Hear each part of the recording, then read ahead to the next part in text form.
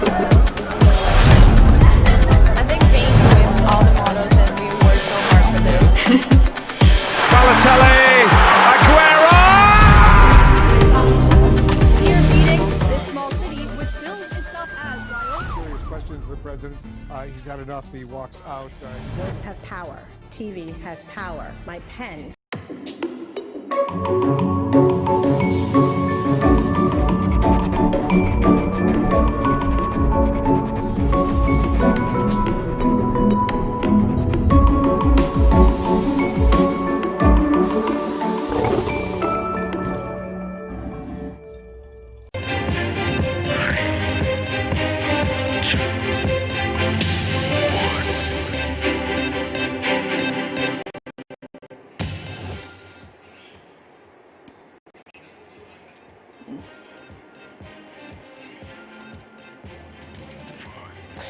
Broadcasting live from the Silicon Square in East Legon, Accra. Welcome to MX24 News. My name is Marie-France Fojo. In our headlines today, lead suspect in the murder of University of Ghana law lecturer Professor Yao Bennett dies at the police hospital. We have more details on these stories in the next half hour. Also, residents of Bifi in the Volta region attacked police officers at the Kwando command and free a suspect in custody. More from the regions as the Kwando police seek reinforcement. We have the very latest on this story. And with barely 2 months to the general elections, we will tell you why the former president of the Republic, John Dramani Mahama, remains unconvinced that this year's elections will be free and fair. Is he setting the stage to reject the results should it not go in his favor, or are there genuine concerns? Details of these and many more coming up shortly. Don't go away.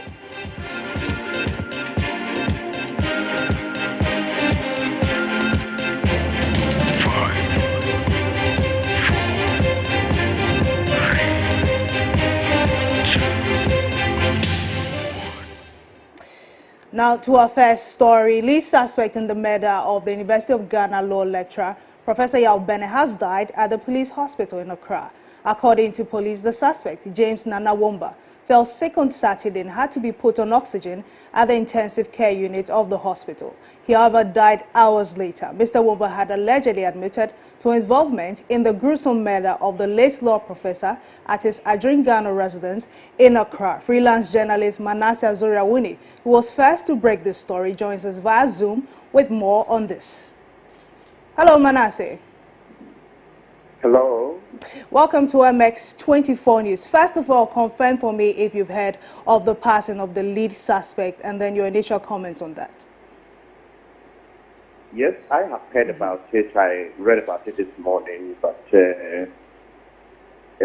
something doesn't seem right when I heard about it, because there are people who are still asking questions about whether or not this person acted alone or was contracted to act. So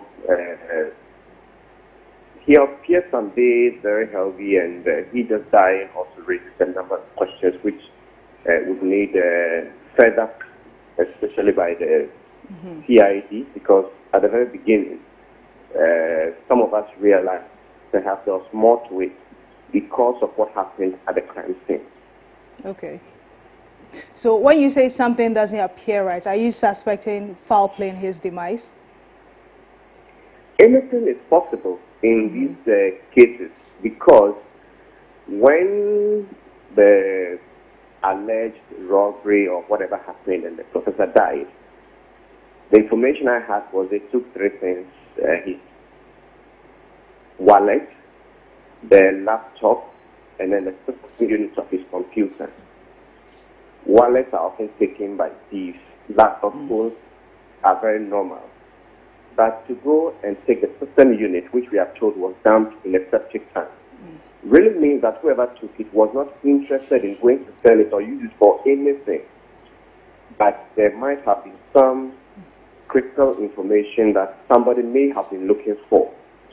For now, we don't know what that is about, but I also know that after the time he was murdered, he was working on a book that does not favor some people.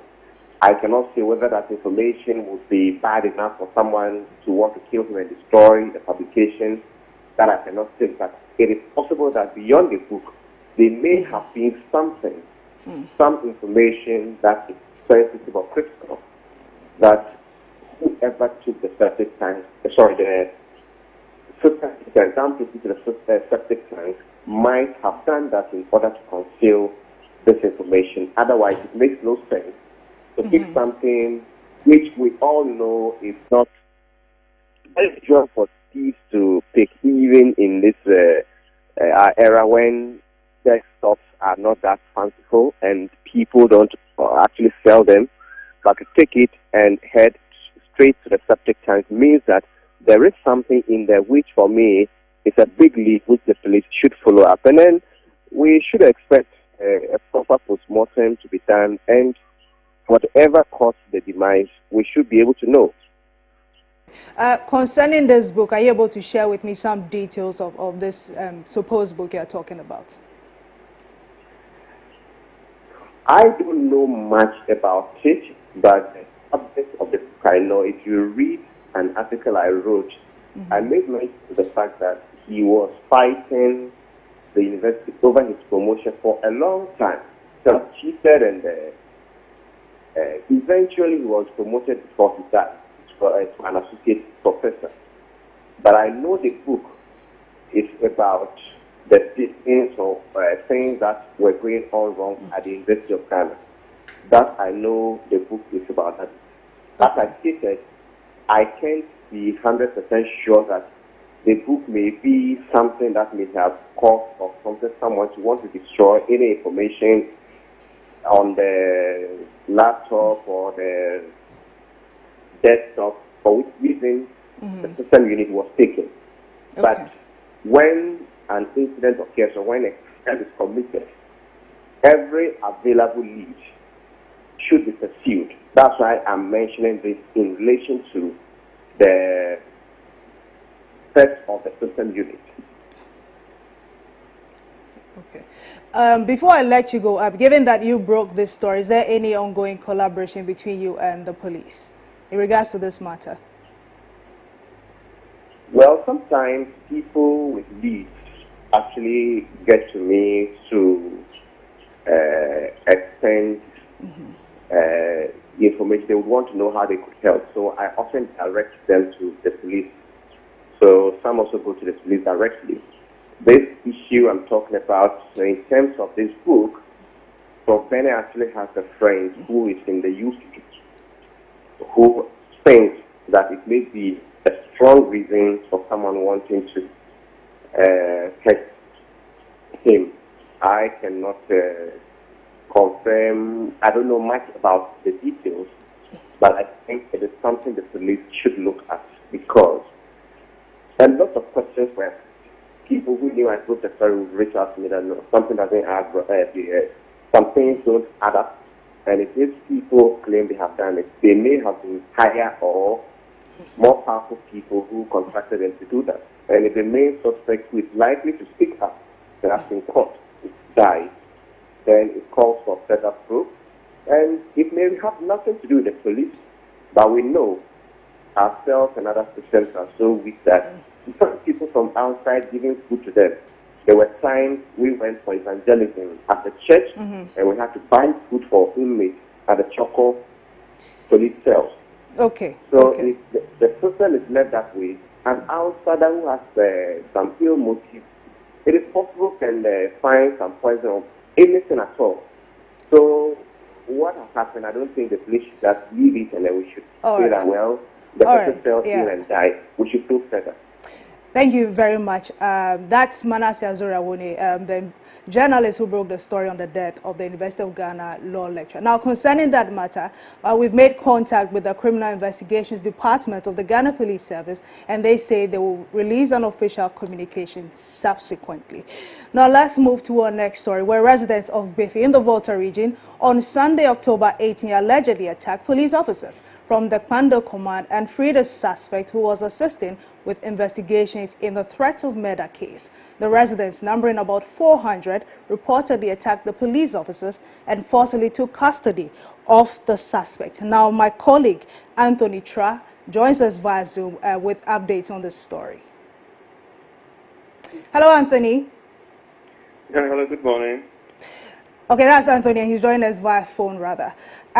Thank you for joining us. Can you tell me how exactly 400 people attacked a police station? Did the police station not have enough officers at post? Well, thank you very much. Well, unconfirmed report has it that, as you stated earlier, on the 18th, some residents of Gbefi within the Pando municipal attacked some police officers. But as I said, unconfirmed report has it that actually there were this land dispute between two families within one of the suburbs within Gbefi. So the matter was reported to the police.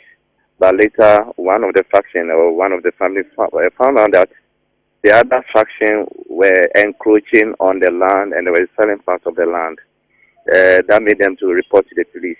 So the police actually went there with three police officers to effect the arrest. And then we understand two of the police officers were beaten up. So the police actually also, the other police called for reinforcement to the area. But before they could say jack, some residents and then followed up to the police station to attack some of the police officers.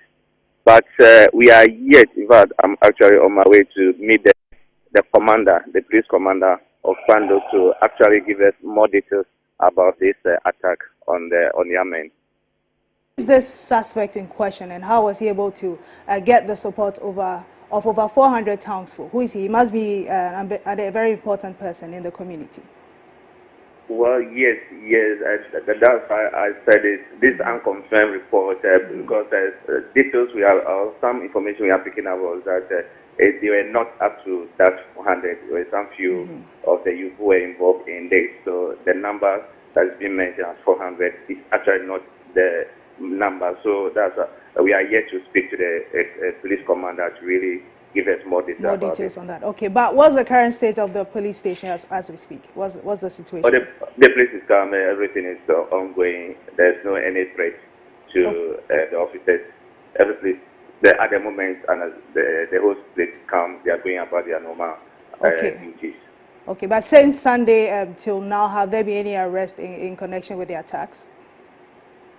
Not yet. Not yet. All right. Thank you very much. That's Anthony Tra, and he's our correspondent in the Volta region. Now, this is an interesting development in the Volta region, but more worrying is how these security concerns appear to be dominating headlines with some 51 days to the elections. Now, many have expressed worry over the current security situation in the country. Weeks ago, some secessionist groups staged several coordinated attacks in the Volta region, demanding the secession of Western Togoland from Ghana. With these and many other incidents of violence, including the recent murder of the Mfansiman MP, many, including the Asantehene, fear the situation of growing insecurity in the country could get out of hand. Now, join me via Zoom is security analyst Adib Sani. Hello, sir. Hello. Welcome to MX24 News. My pleasure. Okay, this is clearly a cause of concern. Is it the case that the police is losing its guard, or citizens are just getting stronger by the second? Well, it is not only the police. I mean, we are all letting our guards down. Okay. From the very top political level to the middle operational level, and of course to you and I. As a matter of fact, every election year comes with this attendant, cases of insecurity left, right, center. However, when it becomes rampant, when it becomes more like a daily ritual. Hello, sir. It is definitely a cause for speak. Can you hear me? Yes, I can hear you now. Please go ahead. I can hear you. Please go ahead. The network glitch. Okay. Yeah. All right. So the issue with crime has been on the increase for some time now, since 2017. But what is currently happening is very much consistent with the increase of crime in the country. And to some of us, it is not surprise. However, when you have more complex, issues of insecurity, such as the secessionist struggle coming in, then it is really extremely worrying. Okay. But the problem is not much has been done to stem the tide. I mean, police, to a very large extent, are sleeping on the job. The National Security Minister is sleeping on the job. Private citizens like you and I are not conscious of our security environment and are tempted to think that the work of security management is the preserve of the men and women in uniform. So for us to be able to address the myriad, the litany of security challenges we're facing as a country, we would need a multi-dimensional, multifaceted approach that would involve different, people or groups to be able to manage. Unfortunately, not much is being done, and that is why we're here today. Okay, you mentioned a multifaceted approach to tackling the situation. Can you just give it what you say that approach should be in summary? Well, first and foremost, we need to improve intelligence. We have intelligence officers in every single metropolitan, municipal, and district assembly in Ghana. They largely remain so incapacitated in terms of logistics, in terms of training. And for those of us within the security circles, we have a saying that insecurity changes by the day.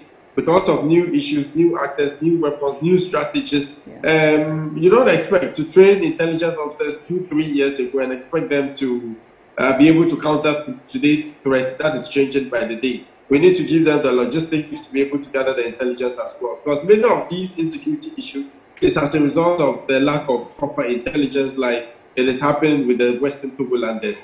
We need to modernize crime and investigation, which is hinged on a certain theory called rational choice. Before he's able to juxtapose the risk against the reward factors. If he realizes that it is much more rewarding to commit crime in Ghana than there is risk, definitely he's encouraged to do it. But if he realizes that the risk outweighs the reward factors, he will be discouraged from committing it in the first place. And what are the risk factors? Response time and our ability to investigate to the latter and prosecute and incarcerate those who are found to have perpetrated such crime. And that can only happen if we modernize crime and investigation in the country. Let us use biometric systems. We have passport office slips. We have the national health insurance, national identification, and even the latest voter registration exercise. Biometric. Why don't we integrate these systems and make it available under strict conditions to law enforcement? And trust me, it will do us a lot of magic. In other jurisdictions, they use DNA and all that. We need more police personnel going forward. The police-civilian ratio is not encouraging. It's about 1 to 900, assuming all police officers are available to Ghanaians, assuming no police officer has been assigned to a minister or MMDC or is on peacekeeping duties, or perhaps assigned to a corporate institution, assuming they are all available, still 1 to 900. That is good inadequate. The UN puts it at 1 to 500. We need more men, not just more men, we need quality men who will be able to perform the tasks in line with the Police Service Act 350. That is the way forward to go. But generally, one of the most important things we have to do is to create awareness. At the very personal level, we need to be conscious of what happens around us. Everybody is a legitimate target. You are a journalist. I'm sure sometimes we bring up engage in investigative pieces that might not go down well with certain people. So that can make you a target. I'm a security analyst. I talk about security. I make the work of the criminals very difficult. What invariably makes me is a legitimate target. So at the very personal level, we need to be conscious. We shouldn't leave our keys under the doormat in the flower pot. When we are out and about, we should be conscious of what is happening around us. We should be conscious of what is happening around our communities. Let us eschew that DUPSM mentality and keep an eye on what is going on, and let us not hesitate in reporting unusual activities to the police. So in the end, we all can play our individual roles towards, engendering better security in the country. All right, thank you very much. That's Adib Sani, and he's a security analyst. We have more stories for you after this break. Do stay.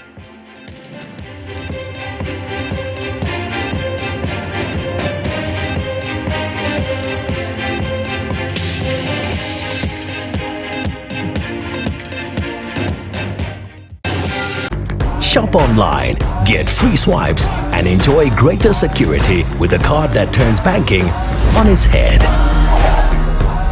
That's Africanacity. That's ABSA.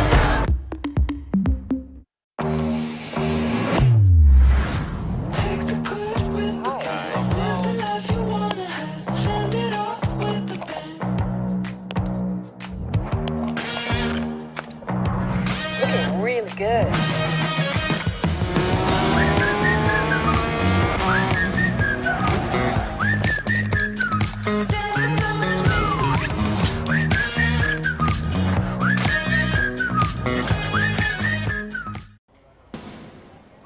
They'll go with the 4-4-2 diamond formation for that early lead. An early goal will settle the nerves. The away team has been in bad form. They will feel the pressure. The home side's kept 2 clean sheets in a row. It's all about momentum. Who will have the stamina to last the 90 minutes? The star striker is suspended. They've got no kappa. The marking will be tight. This will be won or lost in the midfield. This is why I bet. This is why I bet. This is why I bet. Betway, for the love of the game. No, this is not business as usual. This is a different kind of business. From the global stock market, to our central bank, to insights on insurance and investment, Spotlight is the show for you. Here, we look beyond the numbers. On Spotlight, we'll tell you the complexity behind the figures. On Spotlight, we examine hardcore financial issues. Join me, Philip Nanfuri, on MX24, together with policymakers and experts as we talk business.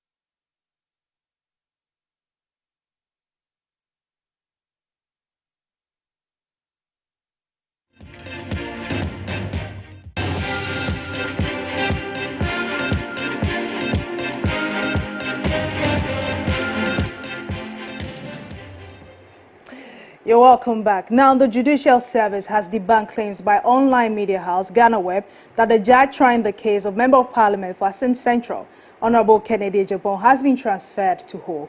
In a statement signed by the Judicial Secretary, Cynthia Pamela Addo, on Friday, October 16, 2020, the service said the publication by Ghana Web stating that His Lordship, Justice Amos Wuntawoni, had been transferred to Ho was false. The online platform on Thursday, October 15, 2020, had published that Justice Wuntawuni, presiding judge in a contempt case involving Kennedy Ejapong, had been ordered by the Supreme Court to step down. The website has since taken down the story.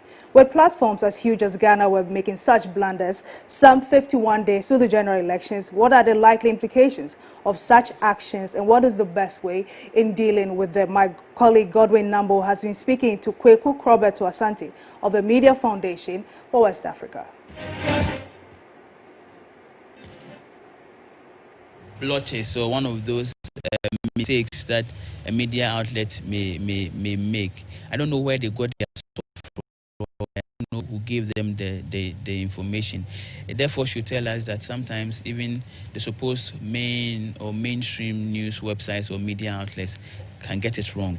And for that matter, anytime we have information, maybe we should just be careful, you know, to see if there's any counter information moving around. I saw the story. A number of people I know on social media who shared the story later had to come to apologize because they depended on that story to make their point or analysis or commentary. For the consumer, for the person who is reading, for the person who is watching, what we always say is check the source. The source of an information is very, very important. whenever you are not sure, ask who is this coming from? What is the source? By knowing the source, sometimes you can tell who is sharing that information. To some election-related stories now, I beg your pardon, some education-related stories, adults desirous of getting formal education have been given an opportunity to do so following the passage of the Complementary Education Agency Bill. The bill passed by Parliament last Friday will also rebrand non-formal education to cater for dropouts at all levels of the educational sector. Deputy Education Minister Dr. Yao Osei-Duchum has been throwing more light on the bill. It's going to be a better way of getting adult learners moving up in society. You see, I applaud adults like the 67-year-old who sat for BEC, but that is not the place. A 67-year-old should not be sitting in the classroom with 12 and 14. No, they've done very well by mastering the courage to go. But under this bill, you're going to get the 67s and the 40s and the 35s going to a school of adults, where they will meet their peers and they support each other instead of being a classroom environment with little kids, their grandchildren. So yes, whereas I applaud them, it was a failure of the system that compelled people who are 50 to go to school with people who are 16. Now to some election-related story. NDC's parliamentary candidate for Ayawaso West Wuogon constituency, John Dumelo, has promised to invest 50% of his salary as Member of Parliament for the next 2 years, should he win the parliamentary contest on December 7. Speaking at the official launch of his campaign, the actor-cum-politician said the move is to help nurture businesses as well as provide an avenue for footballers in his constituency to build their careers, since he plans to establish a football club with the same funds. Parliament, for the first 2 years, 50% of my salary, I'll dedicate that to the youth. The first thing I'll do with that 50% is to establish a football team in Ayawaso West Wuogon.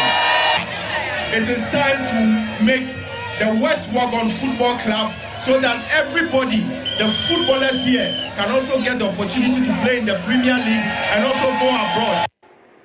Still on politics, NDC's flag bearer John Dramani Mahama said he is planning to end warning of possible chaos on election day. This, he says, is due to the failure of the Electoral Commission to build the needed consensus for a free, fair and credible election. Speaking to Wazor TV over the weekend, the NDC flag bearer cast doubt on the authenticity of the December polls under the Jean Mensah-led Electoral Commission.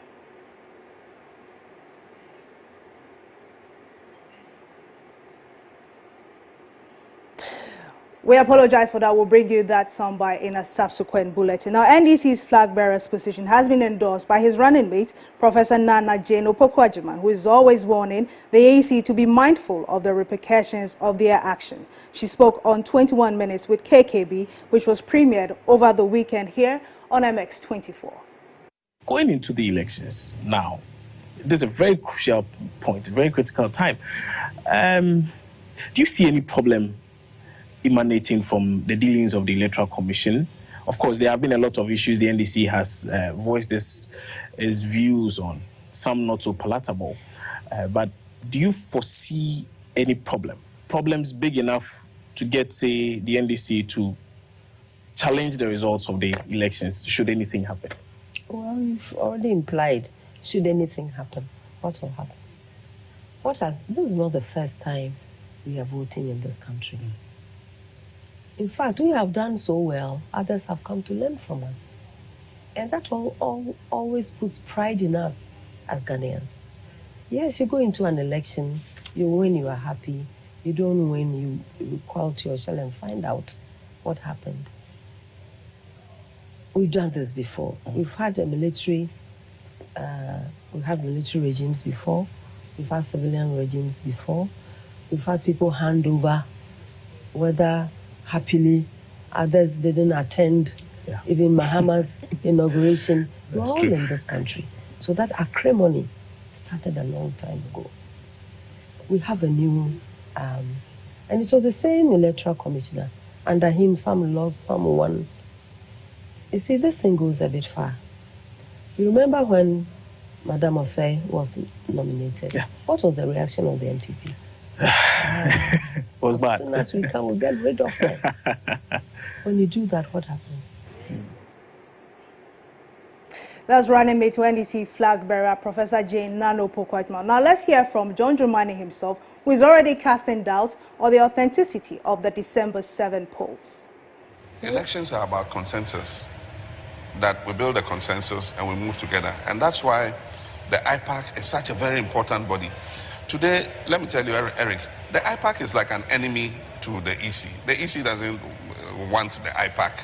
They've gone to resurrect plenty dead parties and brought them to IPAC so that they can create a majority there and bulldoze their way through. Fine, bulldoze your way through. Don't build consensus. On the day if the thing backfires, it's going to backfire on you. All that we're doing is to help you have a credible election. So that when you have a credible election, who does the credit go to? It goes to you, the commissioners. But when you see us as enemies and you want to do things your way, you know, without factoring in our concerns, then you end up with the kind of things we're seeing. This is the first time I'm seeing huge numbers of names missing after we've done the registration. You can have somebody's name is missing here and there. Well, how can you have a situation where the first day you go, 21,000 names are missing? Then an MP's name is not there.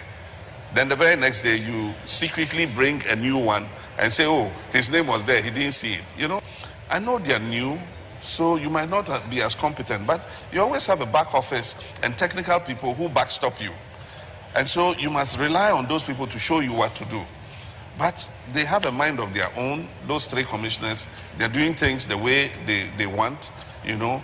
And I hear that a lot of people who are very capable and technically competent, because they served under Charlotte Osei's administration, they've transferred them out to the district. And they don't have as much competence in the headquarters as they should have, especially with NDC flag bearer John Dramani Mahama drawing down the curtain on today's edition of MX24 News. My name is Marie-France Fojo, and my colleague Kwabna Chenchen Hene Boating is on standby with opposing views. Stay tuned. Yes, indeed, Marie.